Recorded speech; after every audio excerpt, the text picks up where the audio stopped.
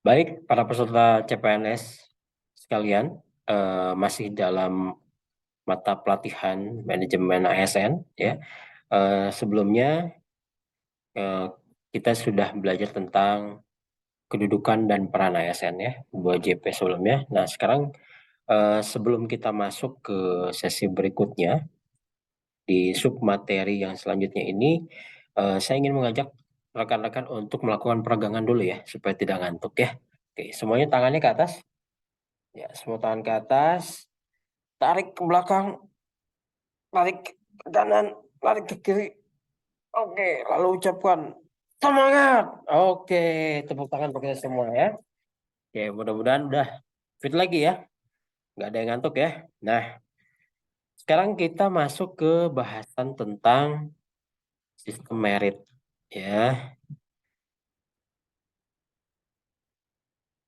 Nah, sebelum saya memberikan materinya, saya pengen tanya dulu nih teman-teman CPNS sekalian, ada yang tahu nggak sistem merit itu apa?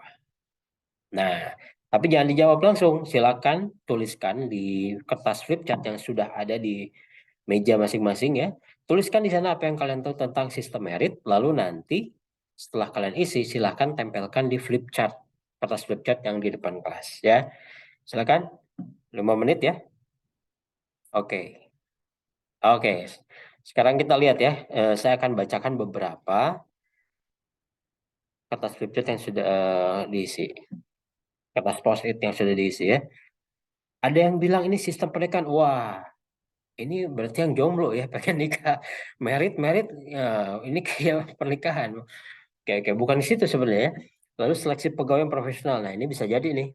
Lalu perampingan jabatan. Nah, agak berhubungan lah ya. Perjodohan. Wah, ini yang jomblo nih ya, pengen banget nih jodohin gara-gara dengan merit ya. Lalu pemilihan pejabat yang kompeten. Nah, bisa berhubungan ini. Keadilan dalam perekrutan pegawai bisa jadi ya. Reformasi birokrasi ya berhubungan. Oke, kita langsung masuk ya. Ternyata pretest ya, ini semacam pretest untuk mengetahui seberapa jauh pengetahuan teman-teman tentang eh, sistem merit nih. Oke, sebelum masuk ke definisinya, saya ingin menjelaskan dulu apa sih latar belakang sistem merit. Ya, nanti teman-teman bisa baca lebih lanjut di modul ya untuk berlengkapnya. Yang pertama, praktik spoil system dan inkompetensi dalam sistem rekrutmen dan seleksi pegawai. Sering dengar nggak bahwa yang jadi pegawai negeri sipil ya itu kadang-kadang itu ternyata orang dekatnya, entah itu saudaranya, anaknya sendiri ya nggak. Jadi ada pengaruh-pengaruh di situ bisa ada pengaruh politik juga ya atau pengaruh kekeluargaan dan segala macam yang akhirnya jabatan-jabatan dalam pemerintahan itu tidak diisi oleh orang-orang yang berkompetensi di bidangnya ya. Lalu yang selanjutnya juga perlu adanya keterkaitan antara pengelolaan SDM dengan tujuan organisasi. Kebayang nggak kalau organisasinya misalkan bergerak di bidang kesehatan, tapi yang direkrutnya itu bukan orang-orang kesehatan, akan seperti apa kira-kira kinerja organisasi itu? Nggak akan nyambung ya nggak?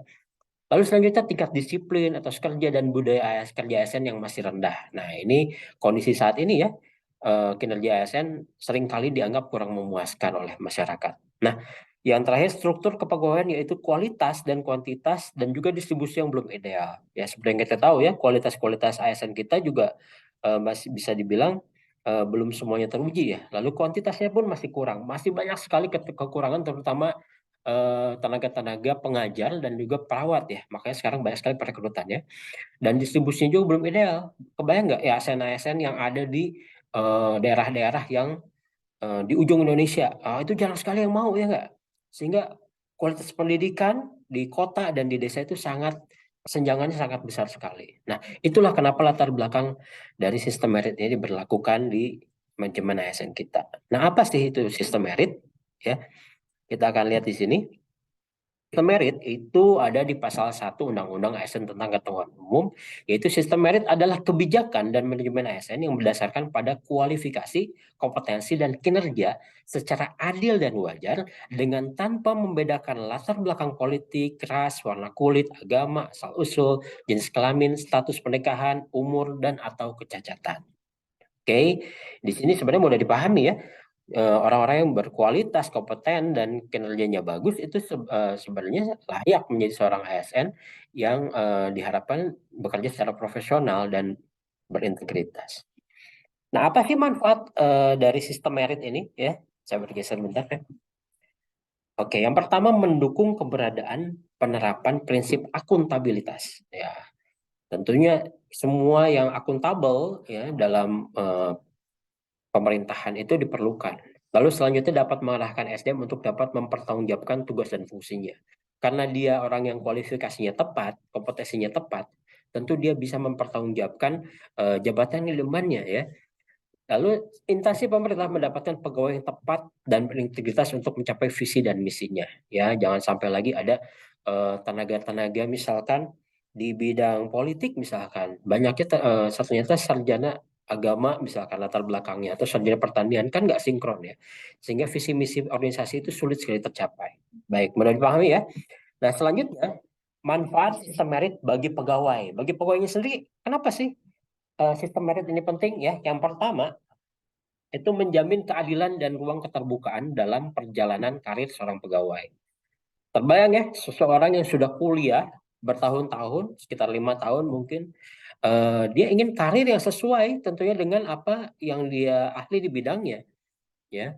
Dan ini sistem merit ini, kalau Anda sarjana hukum ya kerja di bidang hukum atau di unit kerja hukum ya di pemerintahannya. Lalu memiliki kesempatan yang sama untuk meningkatkan kualitas diri. Ya, kebayang nggak kalau Anda ternyata mau masuk pemerintahan itu harus dilihat agamanya apa atau suku mana nih misalkan ya. Itu tidak adil sama sekali ya. Nah, dengan sistem merit ini semua orang dari latar belakang apapun memiliki kesempatan yang sama asal dia memiliki kompetensi yang dibutuhkan. Oke. Nah, pelaksanaan sistem merit ini dalam pengelolaan SDM ya. Di sini, oh ya, saya pengen tanya dulu nih sebelumnya. Kira-kira ada yang bisa kasih contoh nggak di instansinya itu apa contoh sistem merit? Oke, iya betul sekali ya. Perekrutan CPNS ya, seperti rekan-rekan sekalian yang sekarang jadi PNS. Apakah dulu waktu direkrutnya itu ditanya-tanya tentang rasnya, agamanya? Enggak kan? Semua boleh mendaftar asal kualifikasi pendidikannya sesuai. Nah, setelah rekan-rekan dites secara terbuka, seleksi terbuka, teman-teman dipilih yang terbaik nilainya. Itu artinya sistem merit berlaku di sana dalam dalam perekrutan. Nah, perekrutan itu dasarnya apa? Perencanaan. Nah, perencanaan yang pertama itu dari kebutuhan pegawai. Setiap instansi itu menerapkan dulu perencanaan kebutuhannya seperti apa. Lalu setelah itu melaksanakan seleksi. Dan setelah pegawai ASN terpilih, pegawai itu ditempatkan sesuai dengan perencanaan. Jadi kalau misalkan dibutuhkan di satu instansi itu 10 orang guru, ya sudah 10 orang guru itu masuk sebagai guru. Enggak direkrutnya sebagai guru, tapi setelah masuk ternyata jadi OB, oh terlalu ekstrim ya. Atau pas masuk guru-gurunya itu ternyata disuruhnya di bagian TU, bukan mengajar. Nah, itu tidak cocok. Nah, sistem merit ini menjamin semuanya sesuai dengan yang direncanakan. Oke. Lalu jaminan sistem merit dalam monitoring penilaian dan pengembangannya. Setelah rekan-rekan jadi ASN itu nanti ada sistem pangkat dan jabatan ya sesuai dengan kinerjanya. Lalu ada pengembangan karir juga di sana. Jadi teman-teman tidak akan dibiarkan pengetahuannya segitu-gitu aja. Teman-teman akan diberikan banyak sekali diklat-diklat ya yang berhubungan dengan karir teman-teman. Lalu mutasi pegawai juga. Agar apa? Tidak bosan ya. Kalau bayangkan kalau seseorang kerja di satu bidang yang sama atau jadi pimpinan di satu instansi yang itu mulu sampai dia pensiun. Kebayang nggak itu bosan dan jarang sekali nantinya ada inovasi-inovasi baru. Tapi kalau ada orang-orang yang fresh masuk dan dia di tempat baru, dia akan punya semangat baru, akan punya visi baru, ya enggak? Jadi perlu yang namanya mutasi pegawai ya. Jangan sampai orang itu duduk di satu kursi terlalu lama. Lalu juga penilaian kinerja ya, semua penilaian itu semuanya udah online ya sekarang. Jadi laporan kinerja segala macam itu sudah dilaporkan langsung ke pusat ya. Baik, mudah dipahami ya. Kan kalau ada yang mau bertanya di sela-sela pemaparan ini teman-teman bisa langsung tanyakan ya. Selanjutnya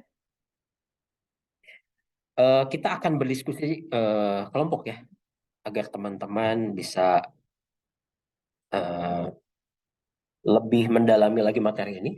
Namun sebelumnya, saya ingin menjelaskan dulu kelembagaan dan jaminan sistem merit dalam pengelolaan ASN. Jadi ada dua lembaga di pemerintahan yang bertugas untuk membantu teman-teman memastikan sistem meritnya berjalan dengan baik. Yang pertama Komisi ASN. Nah, kenapa Komisi ASN ini?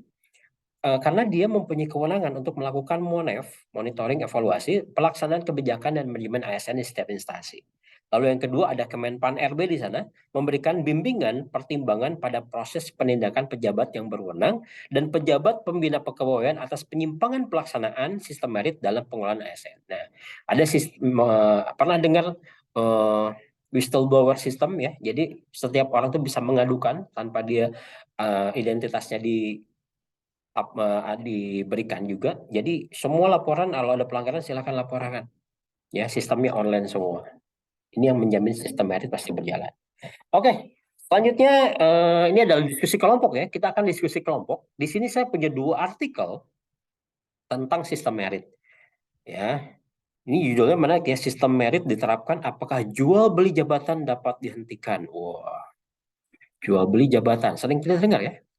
Lalu sistem merit belum objektif diterapkan. Nah, ternyata sistem merit itu sudah diberlakukan, tapi masih susah untuk objektif, masih subjektif kadang-kadang. Ada pengaruh-pengaruh politik. Silakan teman-teman linknya ini diklik ya, lalu baca selengkapnya di sana.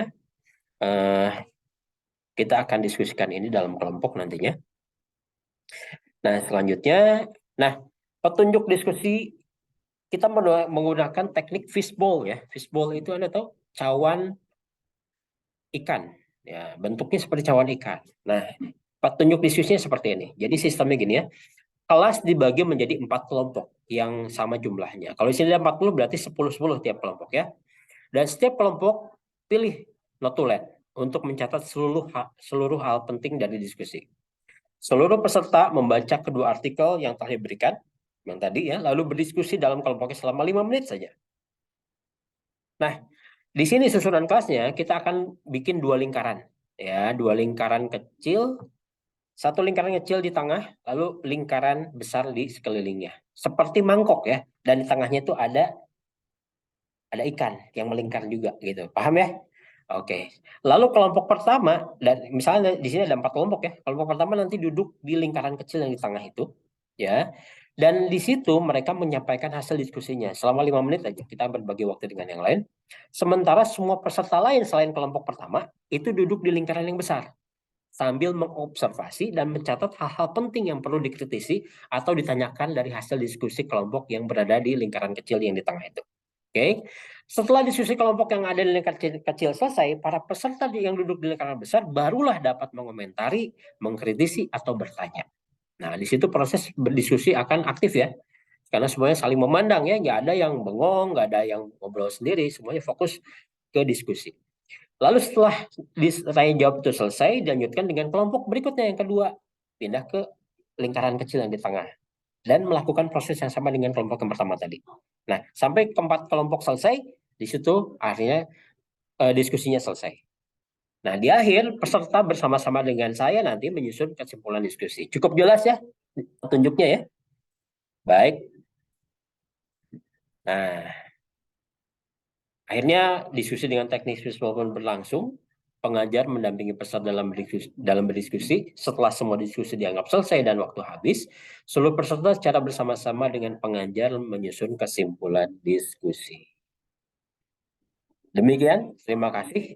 Itulah paparan saya tentang micro teaching ya, pembelajaran kelas kecil dalam waktu singkat.